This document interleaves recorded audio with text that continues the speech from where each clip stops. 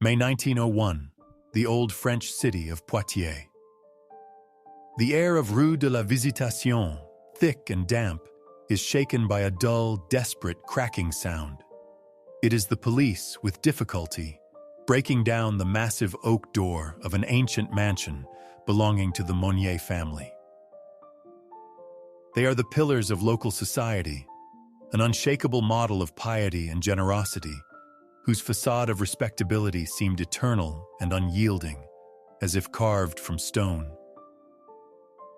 But behind this door, a sight awaits them that will forever enter the bloody annals of criminology, a discovery that will make all of enlightened Europe shudder in horror.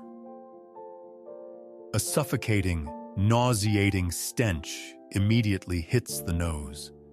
A thick, almost tangible substance of excrement, rot, and concentrated, solidified despair that has accumulated here for a long quarter of a century. The officers, pressing handkerchiefs to their faces, make their way with difficulty up the dark, majestic staircase, instinctively following this unbearable smell, which leads them to a tightly boarded-up door in the attic. Behind it, in absolute impenetrable darkness that has not been dispelled for 25 years, on rotten straw, in a hardened crust of her own filth and food scraps, lies a creature only vaguely resembling a human. It is a withered, blackened skeleton, covered in parchment-like ulcerated skin, weighing only 25 kilograms, with enormous eyes, mad with primal terror, and matted hair in which myriads of insects crawl. This is Blanche Monnier, once the foremost radiant beauty of Poitiers, the object of universal admiration, envy, and secret male fantasies. How did it happen that the heiress of one of the city's most respected families, a radiant girl full of life, became a prisoner in her own home? What terrible secret, and whose monstrous, inhuman will condemned her to this slow, agonizing death in life? And why did no one hear her cries for help for a whole 25 years? But to understand how the brightest star of Poitiers society turned into a ghost, buried alive in an attic, we must return to the very beginning. We must travel back to a time when her fate had not yet been sealed by the cruel hand of the person closest to her. The story begins in 1876 in that same gloomy mansion. The Monnier family is the perfect embodiment of bourgeois success and strict, almost puritanical morals. Their house is not a dwelling, but rather a fortress of ostentatious respectability. Behind its heavy velvet curtains lie no less heavy, suffocating secrets. The head of the family, Madame Louise Monnier, is an influential widow, known in the city for her ostentatious charity and her unbending, tyrannical will. Her reputation in Poitiers is impeccable, but the same hand that gives alms to the poor on the church steps clenches into an iron fist at home when it comes to her own family. Her son, Marcel, a law school graduate, is a quiet, weak-willed young man. He is but a pale shadow of his domineering mother, completely subordinate to her authority and living in her shadow. And finally, Blanche. At 25, she is the main treasure and, as it turned out, the main problem of the Monnier family. Contemporaries described her as an unusually lively, playful, and charming girl with a shock of luxurious dark hair and enormous shining eyes in which a thirst for life splashed. But behind this dazzling, disarming smile hid a soul that was desperately suffocating in the golden cage of maternal custody and the stifling atmosphere of their old, perpetually semi-dark house. Blanche desperately wanted to love and be loved, to break free from the oppression of her mother's will before her youth finally faded within those walls. She dreamed not of wealth or a profitable match, but of simple, earthly, human happiness, of the right to breathe freely. And one day, fate, it seemed, smiled upon her, offering a chance of salvation. During one of her rare, unsupervised walks, she met a man who changed everything. He was a lawyer, somewhat older than her, but his sharp mind, subtle charm, and genuine tenderness instantly captivated her heart, which yearned for warmth. For the first time in her life, someone saw her not as an heiress to a fortune and a valuable asset, but simply as a woman who could be loved. However, this romance had one fatal, unforgivable flaw in the eyes of Madame Monnier. Her chosen one was not only a Protestant, which in itself was a scandal for their conservative Catholic family, but also, what was worse, practically destitute. His career had not taken off, and he was barely making ends meet, living in a modest apartment on the outskirts.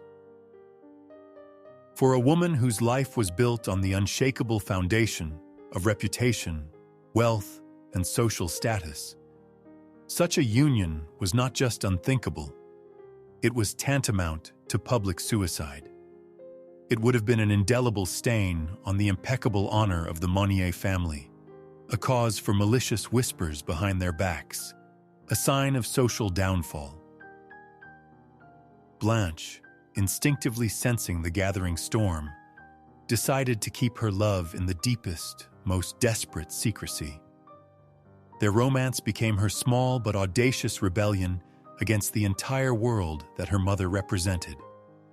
Secret meetings in the deepening twilight, stolen kisses in the shade of park alleys, letters full of ardent confessions and desperate hopes for a future together. All this was her personal, intimate world, where her mother's tyranny had no access. She naively believed that their love could overcome all obstacles. But in the small world of a provincial town, where every curious glance is an interrogation and every whisper behind your back is a verdict, secrets do not live long. Rumors, like poisonous ivy, inexorably crept through the cobbled streets of Poitiers, growing more grotesque and scandalous with each passing day. Soon, as was to be expected, they reached the ears of Madame Monnier. It was even said that Blanche might have secretly borne a child by her lover, although no real evidence of this was ever found.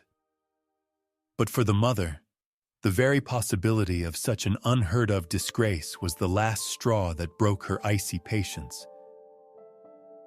On that fateful evening, all hell broke loose in the Monnier mansion. It was not just a family scandal. It was a clash of two indomitable wills, two worlds doomed to mutual destruction. Madame Monnier did not just forbid her daughter from seeing that Protestant pauper. She demanded that she immediately and forever erase him from her life, trample on her feelings in the name of duty and family honor. She screamed, threatened, cursed, and then, abruptly changing tactics, began to plead, appealing to her daughter's love and remaining common sense. She painted horrifying pictures of a future in poverty, oblivion, and shame. But she was met with an unexpected, desperate resistance that she could not have foreseen. Love, her first and true love, had transformed the timid, obedient Blanche into an unyielding fighter for her own happiness. Looking directly into her mother's cold, steel-like eyes, she firmly refused. She declared that she would rather die than give up her future and the only person she had ever truly loved. She did not yet know how prophetic and literal those words, thrown in anger, would turn out to be. Madame Monnier understood that pleas and threats were useless. An icy, calculating fury glinted in her eyes, and she uttered the phrase that became a sentence. "If you choose him, you will rot alive in this house." war had been declared. Despite total control and daily threats, Blanche, driven by the stubbornness of all lovers in the world, continued to sneak out for nighttime rendezvous. Each such escapade was an enormous risk, a game with death, but the thought of meeting her beloved gave her supernatural strength.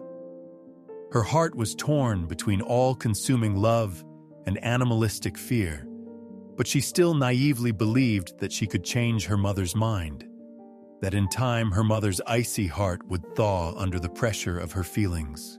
She did not understand the true nature of her mother's will, a will that does not bend, but breaks everything in its path without pity or regret.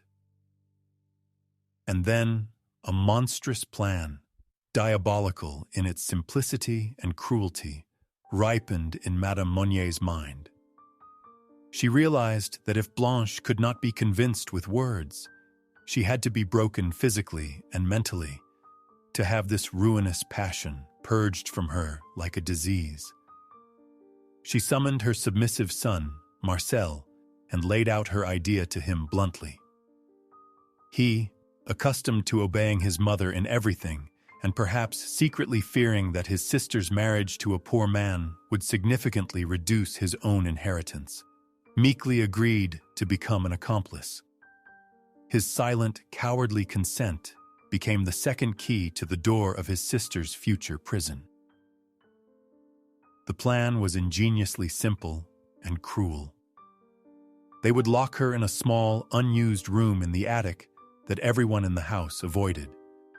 Without light, without company, on meager food consisting of leftovers from their table. The mother was absolutely certain that a few days, or perhaps weeks in complete isolation and fear would be enough for her daughter's stubbornness to vanish without a trace. She would again become obedient, submissive, forget her penniless lawyer, and agree to a suitable match that would be found for her.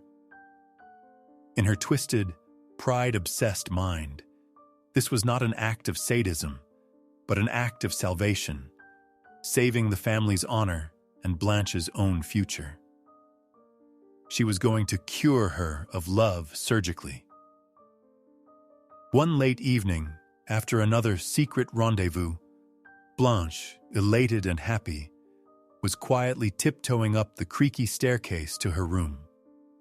She tried not to make a single sound so as not to wake her mother and brother, certain that they were long asleep. But they were not asleep. They were waiting for her at the top, in the thick, impenetrable shadow of the hallway, like predators in an ambush, their sinister silhouettes barely discernible in the dim moonlight filtering through the high window.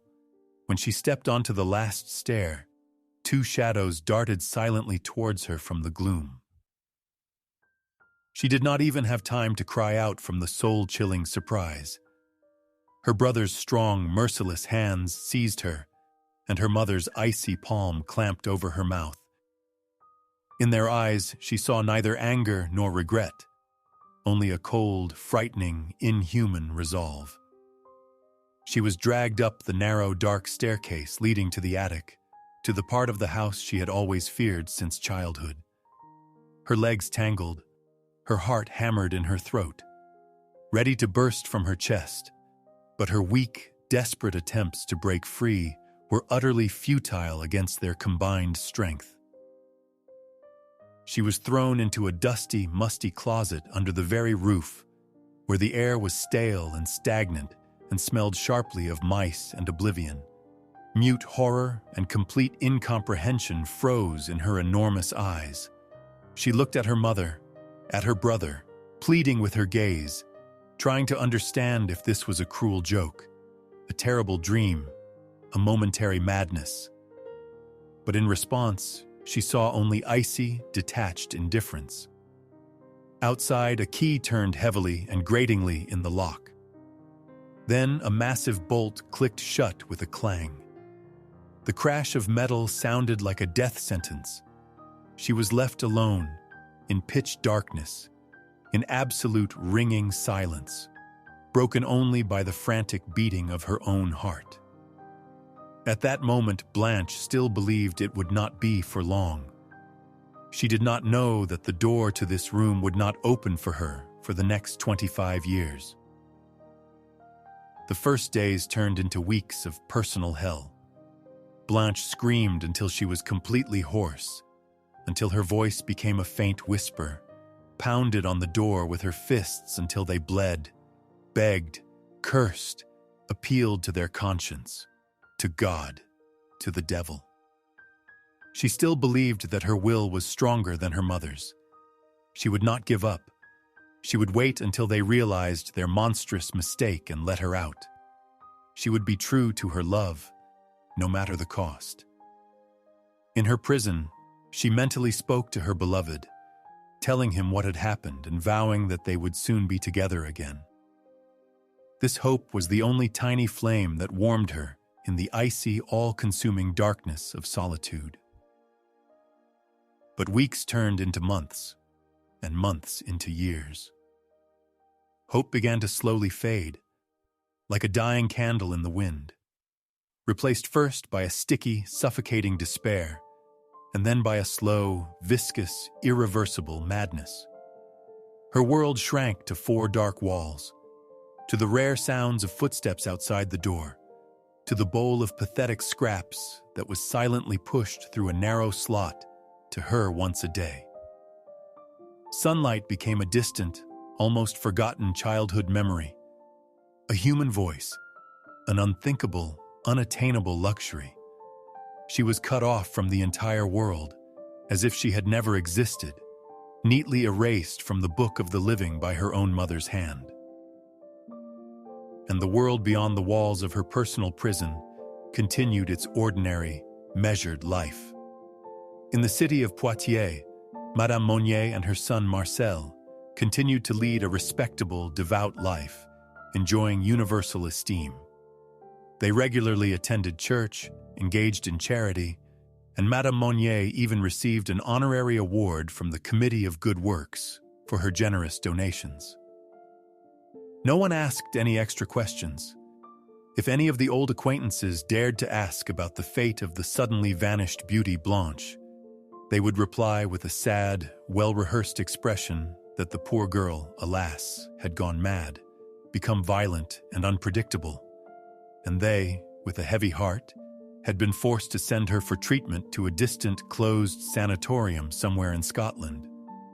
Everyone would nod and shake their heads in sympathy. The Monnier family was above all suspicion. The most terrible, most cruel irony of this tragedy was that the reason for her suffering, her only sin, disappeared very soon after her confinement. The man for whom she had sacrificed her freedom, her sanity, and her life, her beloved lawyer, died suddenly in 1885, just 9 years after she was locked away. He had searched for her, tried to find out her fate, but everywhere he was met with a wall of silence and lies erected by her family. He died without ever knowing what a monstrous fate had befallen his love. Blanche, in turn, never found out either. She continued to wait for someone who had long been dead, whispering his name in the pitch darkness. She was suffering for a ghost, sacrificing her life and sanity on the altar of a love that had long existed only in her fevered, fading imagination. Years passed. 10, 15, 20 years. Madame Monnier grew old, but her heart, it seemed, had finally turned to stone. Every day she heard the sounds coming from the attic. Sometimes they were heart-wrenching screams and moans, sometimes a quiet, monotonous, insane muttering. But her will was as unbreakable as granite. This was no longer a struggle for reputation or family honor. It had become a perverted duel of two wills, in which she had to win at any cost, even if the price of that victory was the life and soul of her own daughter. She could not back down, for that would mean admitting her monstrous, inhuman wrongdoing to the whole world. Marcel, her son, was a silent but full accomplice to this crime for all 25 years. He lived in the same house with his captive sister, passing by her door every day. He slept in his comfortable bed, knowing full well that one floor above, in filth, cold, and loneliness, his own sister was slowly dying. He received guests, smiled, made polite conversation, while from under the roof of their respectable home came sounds that would make any normal person's blood run cold. Whether it was fear of his mother, greed, or simply monstrous, unimaginable indifference, whatever drove him, his silence was as criminal as his mother's cruelty. Sometimes, the neighbors heard strange, frightening sounds coming from the Monnier mansion at night. Muffled screams, desperate pleas for help, single words that the wind carried to their windows. Police, freedom, mercy, dying. But who would dare to suspect Madame Monnier, that respectable lady, that pillar of society, that paragon of virtue, of anything terrible? People preferred to think they had misheard, or attributed it all to the eccentricity of the rich, to the truth of the rumors about the mad Blanche, who was kept locked up for her own good. Society, blinded by the facade of feigned respectability, became an unwitting accomplice, allowing this horror to continue year after year in the very heart of a civilized European city. And so 25 years passed, a quarter of a century in darkness, in solitude, in filth and madness. During this time, Blanche completely lost touch with reality. Her mind, unable to withstand the inhuman torment, broke completely and irrevocably. She stopped caring for herself, turning her prison into a fetid cesspool where she slept in her own excrement. She became a wild, frightened little animal, afraid of light and any loud sound. Her life turned into a purely biological existence, devoid of any meaning or hope. But even the most terrible nightmare sometimes has an end. In May 1901, an anonymous, unsigned letter arrived at the office of the Attorney General of Paris. Monsieur Attorney General, it read, I have the honor to inform you of an exceptionally serious occurrence. I speak of a spinster who is locked up in Madame Monnier's house, half-starved and living on a putrid litter in her own filth for the past 25 years. In a word, in her own hell. Who wrote this letter? A frightened maid who could no longer bear this burden on her conscience? Marcel himself, finally tormented by belated remorse? Or a random person who learned the secret? We will never know. But this letter became the key that finally opened the door to hell.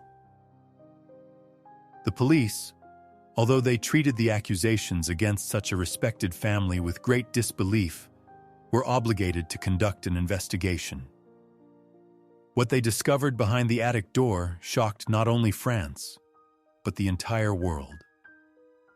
When the officers carried the emaciated, naked Blanche into the light, wrapped in a blanket, she squeezed her eyes shut with a quiet, pitiful moan. The sunlight, which she had not seen for a quarter of a century, caused her unbearable physical pain. She was rushed to the hospital, where doctors at first did not believe she could survive. Her condition was incompatible with life.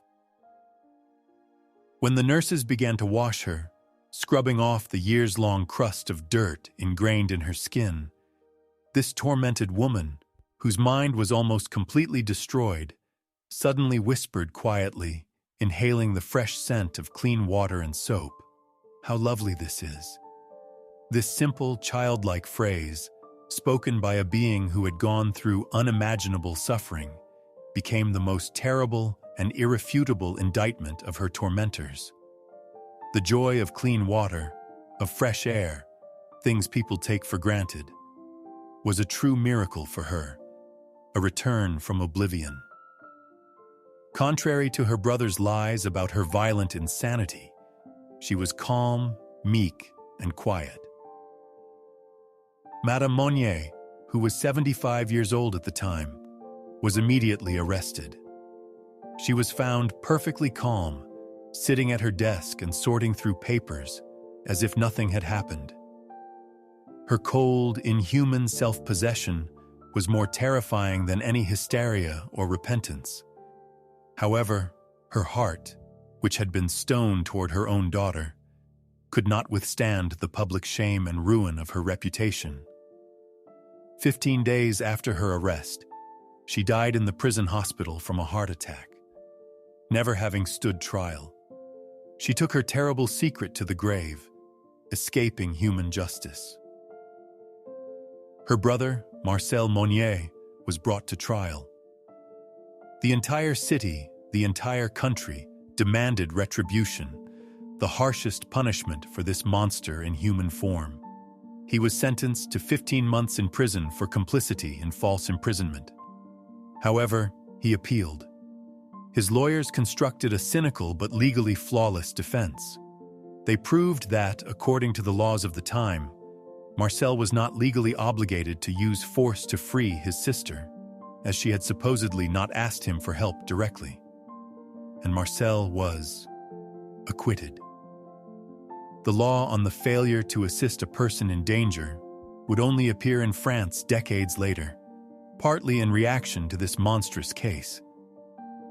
Marcel walked free and inherited the entire family fortune. Justice was never served. So what terrible secret condemned Blanche to this inhuman fate? The answer that was revealed to the world is both simple and monstrous in its banality. There was no secret of state importance, no terrible crime that had to be hidden from the world at any cost. There was only love.